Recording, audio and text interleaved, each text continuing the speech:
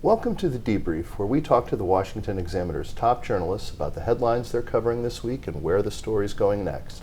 I'm Jim Antle. I'm joined today by Editor-in-Chief Hugo Gurdon.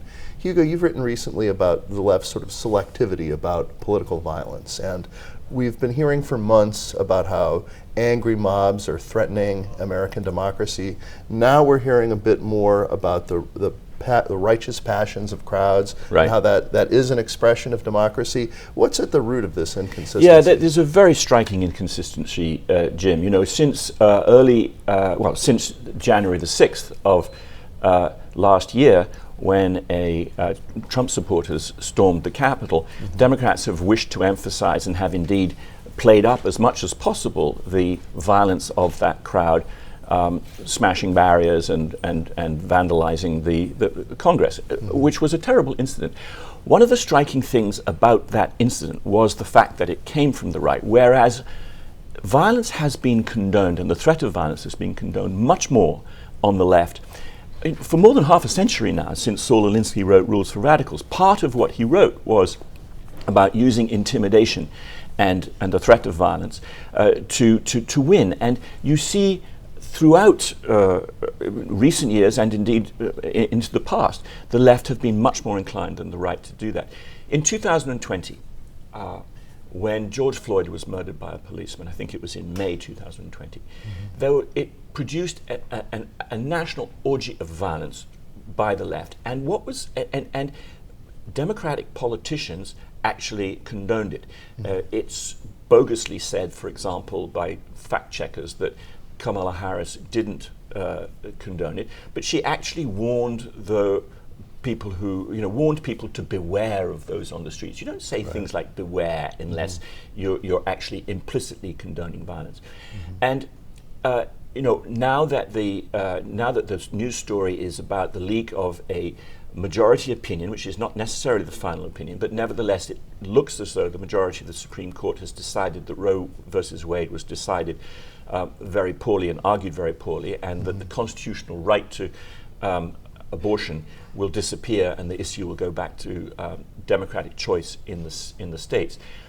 There's a threat and indeed a fact of violence directed by the left against abortion opponents. For example, the firebombing of an anti-abortion organization in Wisconsin, and the written on the walls in graffiti was, "If abortion isn't safe, you aren't either." There's a strong tendency on the left to say to threaten violence or indeed use violence if against people whose opinions they disagree with. So the White House has had a sort of shifting approach to this. In the beginning, they seemed very loath to criticize anyone who was protesting outside the Supreme Court justices' homes, any demonstrations that were going on as a result of the leaked opinion on abortion. Then you did have the firebombing, the Molotov cocktail. They seemed to back off of that a little bit. They issued a statement calling for calm, peaceful protest. Then this week they've sort of pivoted back to being more supportive of the protesters. What do you think? How do you think the Biden team sees this playing for them? Well, this goes to the fact that it is seen entirely circumstantially. It isn't, if your view of the same act changes dramatically, it turns 180 degrees. It probably isn't principle that's motivating you. What I think is motivating the Biden White House is electoral concern about the midterm elections. Just as the huge surge in rioting and vandalism, violence in the summer of 2020, and the spiking crime really did some damage to the Democrats, reduced, I think, their wins on Capitol Hill in the elections of 2020, and indeed produced an upset win for the Republican candidate in Virginia in the gubernatorial election. They realized that ordinary Americans do not support violence. In fact, people don't move to the suburbs and to the desirable homes in order to have disruption and violence. So the Democrats are very worried about that the violence that is threatened against and the intimidation of Supreme Court justices will play against them in the elections coming up this November.